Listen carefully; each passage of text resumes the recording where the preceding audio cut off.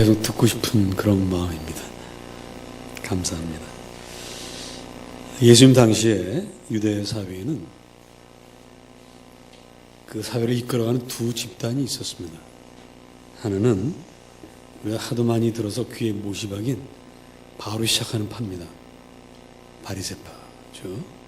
또 하나는 사로 시작하는 사두개파, 바리새파와 사두개파, 이 두 집단인데, 이 중에 바리새파는 율법을 있는 그대로 다 지키려고 하는 신앙적인 열심이 대단했던, 너무 열심이어서 난 율법주의에 폭 빠져버린 실수를 했습니다마는 그래도 신앙의 본을, 그리고 천국을 소망하면서 부활을 믿으면서 신앙으로 살았던 파라고 한다면, 이 사두개파는, 이 성경은 하나의 그 삶을, 현재의 삶을 살아가는 데 필요한 어떤 처세술 내지는 윤리 도덕 교과서 정도로 생각을 하고, 그리고 이 땅에서 잘 먹고 잘 사는 그것이 중요하다라고 생각했던 그런 사람들이에요. 그래서 이 사람들은 부활 내세에 대해서 관심이 없고요, 믿지를 않았습니다. 부활은 없다, 천사도 없다, 이렇게 생각을 하던 사람들입니다. 근데 그 사람들 중에 어느 몇 사람이 예수님을 찾아왔어요. 그리고 질문을 합니다. 질문의 내용은 간단하게 요약을 하면, 모세 율법에 따르면 형이 결혼을 해서 살다가 아이가 없이 형이 먼저 죽었어요. 그러면 형수가 미망인으로 남죠. 그럴 경우엔 그 남동생이, 장가랑 간 남동생이 형수와 결혼을 해서 대를 이으라고 되어 있습니다. 근데 이거는 대를 잇는 데 목적이 있기보다는 남편도 잃고 자식도 없는 이 외롭고 어려운 이 미망인을 먹여 살리라는 얘기입니다, 가족들이. 그래서 이런 법이 있습니다. 우리나라에도 옛날 고구려 시대 때 이런 풍속들이 있었습니다. 이것이 뭐 우리 성경에만 있는 것이 아니라 고대 사회는 그렇게 보호를 서로 했죠. 자, 그런데 그 형제에게 7 형제가 있는데 동생들이 다 그런 식으로 결혼을 해서 다 죽었어요. 예죠, 실제 있었던 건 아니고요. 그러면 그 한 사람의 형수는 부활 때에 누구의 아내가 됩니까? 라고 물었습니다. 자, 여러분 생각엔 누구의 아내가 되어야 할까요? 그냥? 아니면 이 여자가 제일 사랑했던 남자? 자, 상당히 곤란하죠, 실제 이런 일이 있다면. 그런데 사실 이 사두개파는 부활을 믿어야 안 믿어요? 제가 좀 전에 말씀드렸죠? 사두개파가 믿지 않는 게 뭐라고요? 부활과 천사, 천국, 이런 걸 안 믿는다고 그랬어요. 그러니까 이건 사실 이 사람들이 던질 만한 질문이 아닙니다. 이 사람들이 이게 머리 아픈 문제가 아니에요. 관심도 없는 문제입니다. 근데 이 질문을 왜 했을까? 예수님을 일단 좀 골탕 먹이고 싶은 거죠. 그러면 왜 예수님을 골탕 먹이고 싶었을까? 거기엔 이유가 있습니다. 당시 유다 민중들의 삶은 매우 고달프고 서러웠습니다. 왜냐하면 그 당시 유다는 어느 나라의 지배를 받고 있었죠? 로마의 지배를 받고 있었어요.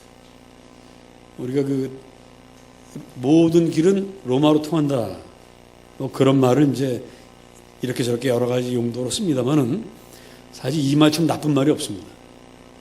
로마가 제국을 건설했어요. 로마가 제국을 건설했다는 얘기는 힘없는 나라들을 쳐들어가서 다 멸망시키고 뺏었다는 얘기입니다. 그러니까 아주 큰 강도짓을 했다는 뜻이 제국주의입니다. 그래서 강도짓을 해가지고 유다에 있는 모든 거 다 뺏어갑니다. 마치 우리가 일본에게 35년 동안 당할 때 모든 좋은 쌀들은 다 일단 어디로 가요? 다 모아가지고 공출당하죠. 다 일본으로 가고, 좋은 김 일본으로 가고 다 가요. 그랬던 것처럼 이 사람들이 그렇게 그 당시 살았습니다. 비참했죠. 그래서 이 사람들은 메시아를 기다립니다. 우리 이 비참한 삶에서 해방시켜줄 메시아를 기다립니다. 그 메시아가 드디어 오셨습니다. 그분이 바로 예수 그리스도입니다. 우리 주님께서 오시면서 처음으로 하신 말씀이 있습니다. 회개하라, 하나님의 나라가 가까이 왔다. 이 말을 듣는 이스라엘 사람들은 야, 이제 로마가 쫓겨나고 이 땅에 하나님의 나라, 원래 이스라엘이 회복되는구나 하는 기대를 걸었습니다. 그래서 예수님이 가는 곳마다 사람들이 몰려들었어요. 그리고 예수님은 당신 메시아라는 증거를 보여줍니다. 안진뱅이를 일으키셨고요, 중풍병자를 벌떡 일어나게 하셨고, 눈먼 자의 눈을 뜨게 하셨고, 문둥병을 낫게 하셨고, 기적들을 행하셨습니다. 하나님이 아니면 할 수 없는 일들을 하셨어요. 그리고 오병이어로 수많은 사람들을 먹이기도 했습니다. 그런데 시간이 지나면서 사람들의 마음속에 의심이 생기기 시작합니다. 아니, 이분이 진짜 메시아가 맞는가? 메시아인 것 같긴 한데 왜 우리를 이렇게 내버려 두시는가? 무슨 얘기입니까? 오병이어로 수만 명을 먹였어요. 요한복음 6장을 보면 이 떡을 먹고 이 기적을 체험한 사람들이 그 다음날 예수님을 쫓아갑니다. 쫓아가서 예수님, 제발 우리의 임금이 되어주세요. 임금이 되어주세요. 그럼 당연히 예수님이 그래요? 그럼 내가 이제 임금이 돼서 여러분들의 먹고 마시는 모든 문제, 사회복지, 경제 문제, 뭐 정치 문제, 국방 문제 다 해결해 주겠습니다. 이렇게 하셔야 이들에게 현실적으로 도움이 되는 메시아란 말이죠. 근데 우리 주님은 어떻게 하셨습니까? 도망가셨어요. 난 그런 사람이 아닙니다. 도망갔습니다. 그 성경에 보면 그날 이후로 수많은 사람들이 예수님을 떠나갔다고 기록하고 있습니다. 마지막에 다 가고 나니까 예수님께서 12 제자에게 이렇게 말씀하십니다. 야, 너희도 나를 떠나려고 하느냐? 그랬더니 이거 생명의 말씀이 여기 있는데 우리가 어딜 가겠습니까? 하고 12 제자는 그냥 남습니다.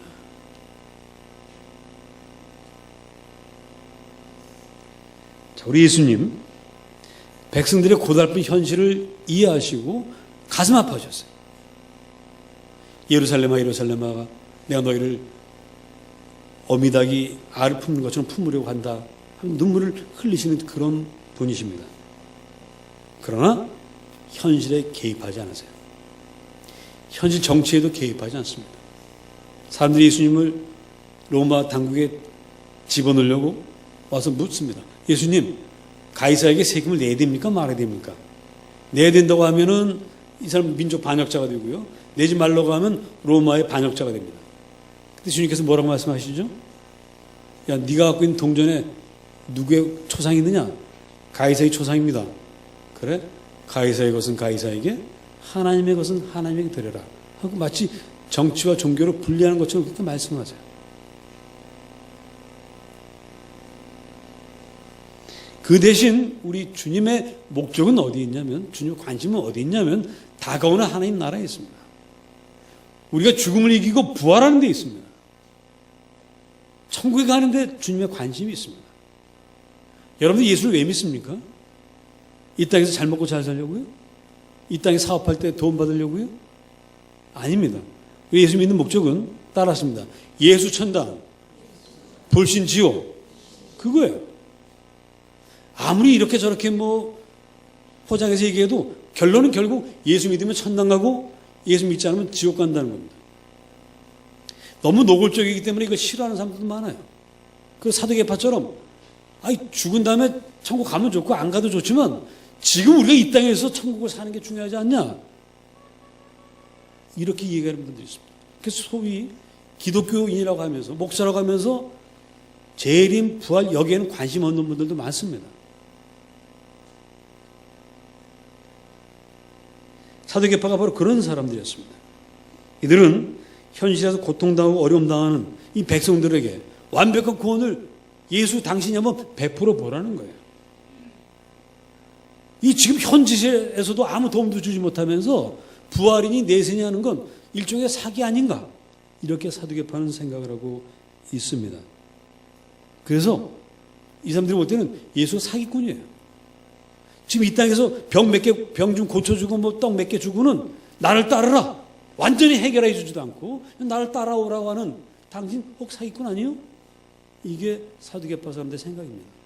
그래서 지금 아주 곤란한 대답하기 힘든 질문을 갖고 나와가지고 예수님을 시험하는 거예요. 그러나 우리 주님은 이 질문에 대해서 이러쿵저러쿵 대답하지를 않으십니다. 너희는 부활을 믿지도 않으면서 왜 나한테 이런 질문을 하느냐? 라고 야단치지도 않으십니다. 그 대신 우리 주님은 친절하게 대답을 하세요. 오늘의 말씀은 친절하게 대답하시는 것이지 이들 야단치는 것은 아닙니다. 주님은 계속해서 말씀하시죠. 우리 34절 다 같이 읽으십니다. 시작.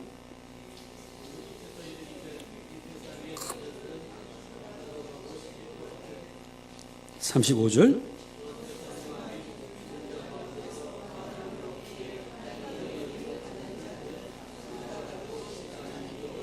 예. 그러니까 천국에 가면 다시 장가하고 결혼하는 일이 없습니다. 여기 부부로 오신 분들 많이 계시는데 천국 가서 또 만나고 싶으세요? 아니면 헤어지고 싶으세요? 제가 보니까 우리 나우리 교인들은 천국 가서 다시 다 만나고 싶어 하시는 것 같아요. 그렇습니까? 대답이 없네. 그거 참 이상하네. 나는 천국 가면 또 만날 겁니다. 근데 사실은 천국 가면은 다시 가서 부부로 만나는 건 없어요. 우리가 옛날에 부부였다는 사실을 기억하고 있지만 천국 가서도 부부로 만나지 않습니다. 왜냐하면 우리가 하나님을 아버지라고 부르죠. 그리고 예수님은 우리의 신랑이라고 부릅니다. 천국 가면 예수님이 우리 신랑이고 우리가 그분의 신부가 돼요. 그래서 늘 주님을 사랑하는, 주님의 사랑을 사모하지 서로 인간의 사랑을 사모하지는 않습니다. 다만 기억을 합니다. 목사님 그 말씀 정말 맞아요? 맞습니다. 성경에 나오죠. 성경에 보면 어느 부잣집 앞에 거지 나사라고 있습니다. 둘 다 죽었어요. 거지 나사로는 천국 가고 부자는 안타깝게도 지옥 갔습니다. 지옥 간 부자가 위를 보면서 아브라함 품에 안겨있는 그 나사로를 보면서 아브라함에게 이렇게 말합니다. 아브라함 할아버지, 나에게 저 나사로를 보내셔서 물 한 잔만 좀 갖다 주셔서 제 입에 물 좀 축이게 해주세요. 라는 장면이 있습니다. 주님께서 하신 예화죠. 그걸 보면 천국 가서 서로 기억하는 것입니다. 천국 가서 다 기억하십니다. 천국 가서 모른 척 하시면 안 됩니다. 천국 갔을 때 우리가 결혼 부부로 만나지 않지만 이건 가능할 것 같아요. 자, 나우리 다 모이시오 하면 여러분 다 모이시는 겁니다. 모이기 싫은가 보네. 한 번만 더 해봐야지. 자, 나우리 모여라! 예, 그건 가능할 것 같아요. 그건 가능할 것 같아요. 그러나 부부로서 결혼하는 일은 없습니다. 서로 분명히 알아보죠. 그렇기 때문에 누구의 아내가 되느냐? 이건 답할 필요가 없는 거예요. 아예 그런 일이 없으니까. 근데 주님은 여기서 끝나지 않고 계속해서 말씀을 하십니다. 36절 읽어보십니다. 시작. 37절부터 시작.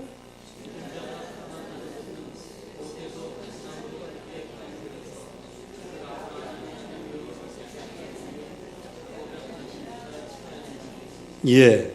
여기 보면 다 38절까지 읽어야 되겠습니다. 시작.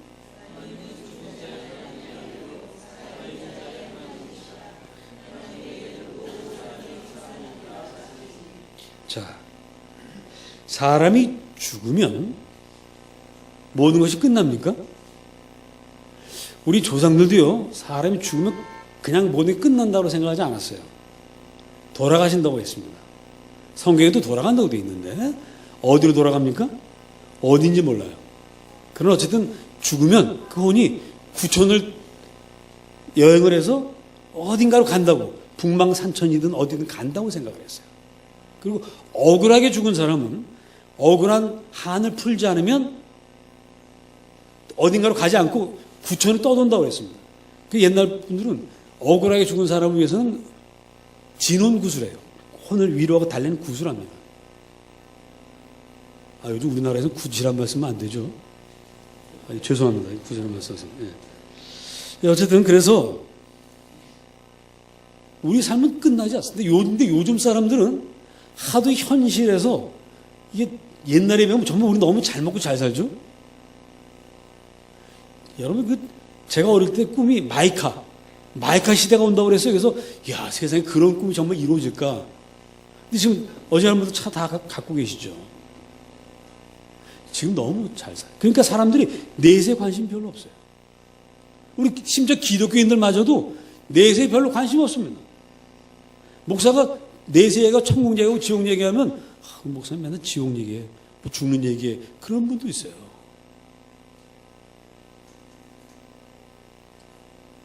그러나 사실은 인생은 죽음으로 끝나지 않습니다. 여기서 그래서 잘 먹고 잘 살다가 죽으면 그만이지. 아닙니다. 아이, 죽어서 뭐 좋은 데 가면 좋지만 뭐 있는지 없는지 어떻게 알아? 죽어보지 않아서. 당신 죽어봤어? 이렇게 말합니다. 그래, 죽어보지 않아서 모릅니다. 근데 한 가지 분명한 건 죽은 다음에는 우리가 천국 갈 것인가 지옥 갈 것인가 고민할 필요도 없다는 거예요. 요한복음 11장 25절 26절은 말씀합니다. 나는 부활이요 진리요 생명이니 나를 말미암아 건 아버지께로 갈 자가 없는데, 사람이 죽고 나면 예수 믿는 사람은 생명의 부활을 하고요, 예수 믿지 않는 사람은 심판의 부활을 한다고 말씀합니다. 일단 죽고 나면 천국과 지옥으로 딱 갈라져 버려요. 그때는 지옥 가면서 나한테 다시 한번 기회를 주세요, 이게 소용이 없어요. 그래서 하나님은 죽은 자의 하나님이 아니란 말은 죽은 자에게 하나님이 필요 없다는 말씀이 아니라 죽은 자에게는 하나님께서 해줄 수 있는 게 아무것도 없다는 거예요. 그래서 살아있는 자의 하나님, 살아있을 때, 아직이라는 시간이 있을 때, 아직 예수를 믿을 수 있을 때, 이때 예수 믿고 구원받으라는 것입니다. 그래서 하나님의 관심은 살아있는 자에게 집중되어 있습니다. 그래서 모든 사람 다 살아있는 거예요. 자, 모세의 책에 이렇게 기록되어 있습니다. 아브라함의 하나님, 이삭의 하나님, 야곱의 하나님. 현재 시제로 기록하고 있습니다.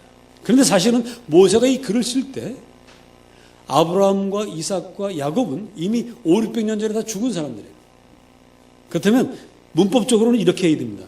아브라함의 하나님이셨고 야곱과 이삭의 하나님이셨던, 이렇게 나와야 되는데 그렇게 하지 않고 마치 지금 살아있는 사람처럼 말씀하고 있습니다.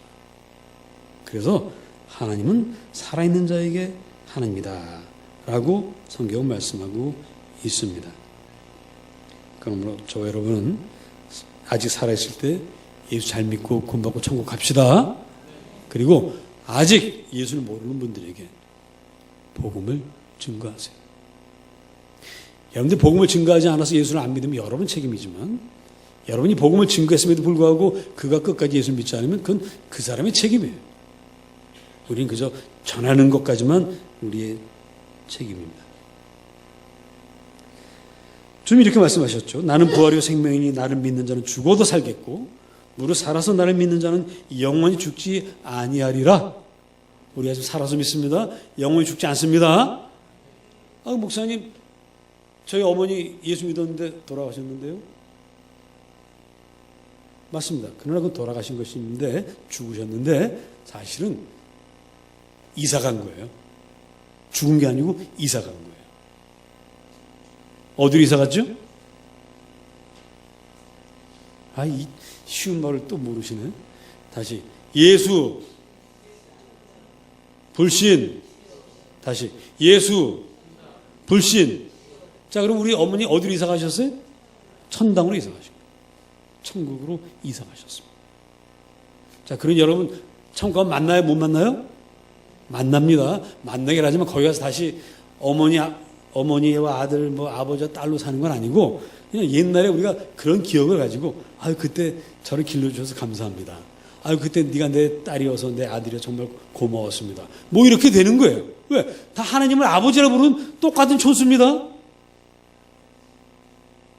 이 쉬운 걸 잘 모르십니다. 여기서는 아버지, 어머니 촌수가 쫙 있지만, 천금 촌수가 다 사라져요. 왜? 다 하나님 뭐라고 부른다고? 아버지라고. 우리 할아버지도 하나님을 아버지라고 부르고 나도 아버지라고 부르니까 다 똑같은 거예요. 이 땅에 있는 동안에 우리가 질서상 그런 촌수가 있는 것 뿐입니다. 자, 그래서 천국에 다 갑니다. 그래서 부활은 우리에게 참으로 귀하고 귀한 것입니다. 그런데 사도계파는 다시 한번 이렇게 말합니다. 주님, 그래요. 당신 말대로 우리 죽고 난 다음에 부활하고 천국 가야 된다고 하니 나쁠 거 없네요. 감사합니다.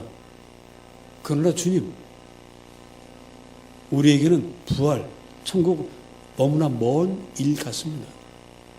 오늘 우리에게 필요한 것은 바로 지금 이 자리에서 우리 병을 고쳐주고 우리 슬픔의 눈물을 닦아주고 우리를 위로해주고 정의로운 나라를 만들어가며 살아계신 하나님께서 나를 돕고 있다는 사실을 온몸으로 느끼는 것입니다. 그런데 주님은 이 일에 관심이 없으시고 자꾸 왜 재림과 부활과 천국만 말씀하십니까? 사도계파는 지금 그렇게 예수님에게 항의를 하고 있는 것입니다. 과연 우리 주님은 미래에만 필요하고 오늘에는 필요 없는 분일까? 오늘 이 땅을 살아갈 때 우리에게 필요한 것은 처세술이고 돈이고 권세인가? 아니면 권력의 줄을 대는 것인가? 이걸 착각하고 예수쟁이라고 하면서 말은 예수쟁이라고 하면서 세상에 나가서는 예수와 관계없이 세상의 방식으로 살아가는 수많은 사람들이 있습니다. 우리 믿음의 조상 아브라함은 75세에 하나님께 부름받습니다. 그때 그분의 형편을 다시 한번 자세히 살펴보면 이분은 그 하란에서 가난하게 살던 분이 아닙니다. 자기 아버지의 대를 이어서 우상을 만들어 팔았습니다. 돈이 많아요. 그리고 75세나 됐기 때문에 많은 친구들, 인맥이 있습니다. 돈 있죠, 인맥 있죠, 나름대로 영향력을 갖고 있는 그런 사람이에요. 너무 좋아요. 단 하나 아쉬운 게 있다면 뭐가 없어요? 자식이 없어요. 이거 하나 참 아쉬운 점입니다. 자, 그런 아브라함에게 오늘 하나님이 오셔서 야, 너 내가 지시하는 땅으로 가라. 그 옛날에 내가 살던 곳을 떠나면 뭘 가지고 갑니까? 그때 무슨 돈이 국제적인 화폐가 있는 것도 아니고 짐 싸갖고 가봐야 이 뭐 술에 한두 개 뭐 얼마나 가지고 가겠어요. 이건 모든 걸 다 버리고 가난병으로 다시 출발하는 얘기예요. 떠나야 될 이유가 하나도 없습니다. 단 하나 있다면 뭘 주신다고요? 자식을 주신다 그랬어요. 근데 여러분 75세 노인이 자식을 얻으면 행복할까요? 허리가 휠까요? 허리가 휩니다. 예? 75세 그 아이를 75세 노인이 아이를 한번 안아보세요. 아마 금방 저기 담들 스스로 누워있을 거예요. 틀림없이 그럴 겁니다. 반갑지 않은 거예요, 사실은. 그리고 주님께서 이렇게 약속하시거든요. 내가 떠나면 너로 말미암아 모든 민족이 복을 받게 하리라. 아, 그래, 나 때문에 다른 사람들이 복을 많이 받는다고 하니까 참 나쁜 일은 아니죠. 좋은 일입니다. 근데 그 일을 위해서 내가 나의 모든 걸 다 놓고 가야 된다니 나로서는 이만저만 손해가 아닙니다. 만일 주님께서 저에게 그렇게 말씀하셨으면 저는 뭐 별로 가진 것도 없습니다만은 근데 지금 이 나이에 저에게 야, 너 이제 나 우리 교회 목회 그만하고 저기 섬나라 가서 선교사 해 하면 제가 갈 것 같아요? 여러분 보실 때 분명히 갈 것 같죠? 평소에 제 인품으로 봐서 예, 갑니다. 가겠습니다. 근데 그런 일은 없어서 다행입니다. 모르겠어요. 만약에 정말 주님 그러신다면 더 심각하게 고민할 것 같아요. 근데 아브라함은요, 그런 상황에서 갔습니다. 왜 갔을까요? 이것저것 아무리 따져봐도 그래도 가는 게 나을 것 같아서 갔을까요? 절대 그렇지 않습니다. 절대 그렇지 않습니다. 최근 우리나라 참 온 나라가 시끄러운데 그 핵심은 뭡니까? 어떤 여자가 무슨 신의 계시를 받고 뭐 해서 그 자기 어머니의 거긴 또 최모식이라는 분이 또 있죠. 그 사람이 빙의를 해가지고 뭐 얘기를 하고 뭐 어쩌고저쩌고 이런 신령한 뭐 또 여기에 속아가지고 거기 팍 넘어가서 이 나라 전체가 지금 어렵지 않습니까? 여러분, 사람이 참 연약해가지고요. 꿈에 내가 누구 봤는데 하고 얘기하면 사람들이 혹 넘어가요. 연약할 땐 그렇습니다. 아주 정말 치명적으로 외롭고 힘들 때는 누구든지 나한테 와가지고 내가 너를 도와줄 수 있어! 확실하게 하면 사기꾼이라도 넘어가기 쉽습니다. 자, 그런 인간의 말에도 사람이 넘어갑니다. 자, 다시 한번 정리해 보겠습니다. 지금 75세 노인인 이 아브라함에게 와서 아브라함아, 내가 너에게 지시한 땅으로 가라. 그 말씀하신 분이 누구시죠? 하나님이십니다. 살아계신 하나님께서 저에게 와가지고요, 연목사 이제 떠나라 하면 제가 거기서 하나님, 제가 사실은요 여기서 할 일이 너무 많고요, 우리 교인들이 저를 너무 좋아하고요, 제가 떠나면 다 펑펑 울고 저 붙잡을 겁니다. 안 잡으실 거예요? 그럴 겁니다. 한번 핑계 대면서 막 하나님과 이렇게 신뢰하게 할 수 있을 것 같습니까? 못합니다. 하나님 오셔서 말씀하실 때 얼마나 이게 무섭겠습니까? 처음 겪는 경험인데 하나님인데 아마 두말 않고 하나님 살려주십시오. 어디든 가라고 하시면 가겠습니다 하고 떠나는 겁니다. 하나님은 살아계십니다. 저 오늘 여러분이 이곳에 와서 하나님 소리를 지금 듣고 있습니다. 그래서 우리는 주님께 순종하는 거예요. 여러분이 여기 오실 때 이것저것 생각하고 오시는 게 아닙니다. 마음에서 우러나오는 하나님의 음성이 있기 때문에 예배하러 자기도 모르게 오는 거예요. 그게 신앙입니다. 이것저것 생각하고 따지고 그래서 예수 믿는 게 아니에요. 사실은 나도 모르게 믿게 되는 겁니다. 그래서 믿음은 하나님의 선물입니다. 여러분, 그 선물을 받은 복 받은 인생들입니다. 우리 그렇게 모였습니다. 자, 그러면 하나님 음성을 듣고 출발한 이 아브라함의 현실에 하나님은 어떻게 하셨습니까? 자, 이제 출발했으면 이제 네 인생 네가 살아. 난 모르겠다. 그러셨습니까? 창세기를 읽어보세요. 창세기 12장부터 읽어보세요. 정말 여러분들 읽어보시면, 야, 어쩌면 하나님께서 가장 정말 나타나야 될 시간에 딱 나타나시는지 그 시점이 너무나 드라마틱해요. 그래서 아브라함은 매 순간순간 살아계신 하나님과 동행하면서 하나님이 살아계시다는 사실을 인정하지 않을 수 없었습니다. 여러분의 삶 가운데도 그런 역사가 일어나기를 축복합니다. 그래서 애굽에서 한 가지 예만 들으면 참 많이 들으셨을 테지만 바로에게 아내를 빼앗깁니다. 근데 그날 밤 이 바로 황제에게 하나님이 나타나셔가지고 내 이놈! 네가 지금 누굴 데려왔는지 아느냐? 그래서 바로가 그날로 아이고 하나님 제가 잘못했습니다. 모르고 그랬습니다. 용서해 주세요. 그 다음날 아브라함 불러가지고 왜 당신 나한테 거짓 정보를 줘가지고 당신 아내를 내가 맞이하게 했소? 아유 빨리 데리고 가시오. 하나님 나한테 말씀하셨습니다. 아브라함으로서 얼마나 놀랬겠습니까? 하나님이 나한테만 얘기한 게 아니라 애굽의 바로 그 당시 강대국의 최권력자에게 하나님이 나타나셔서 꼼짝 못하게 하는 하나님 만난 거예요. 그리고 그냥 돌려보내는 게 아니라 온갖 보화를 수레마다 잔뜩 실어가지고 보내고요. 그 다음에 노비들까지 보내고 아주 애굽 와서 한몫 챙겨서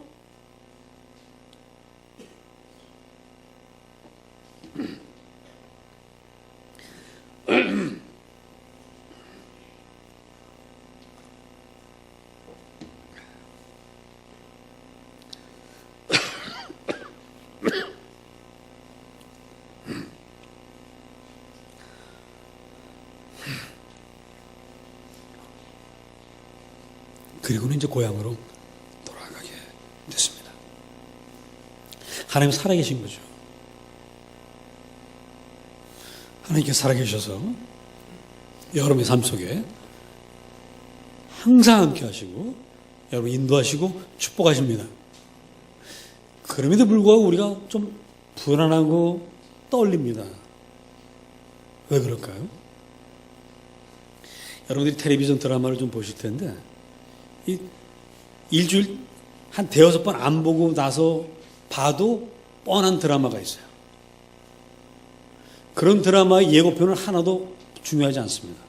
근데 매회 어떤 일이 벌어질지 모르는 우리 예상을 뒤엎는 그런 드라마들을 보면 그 다음 회가 궁금해요. 그래서 그런 드라마는 반드시 끝나고 나서 딱 하고 이제 뭐가 나오면서도 이제 예고편이 나오죠? 이 예고편 여러분 보세요, 안 보세요?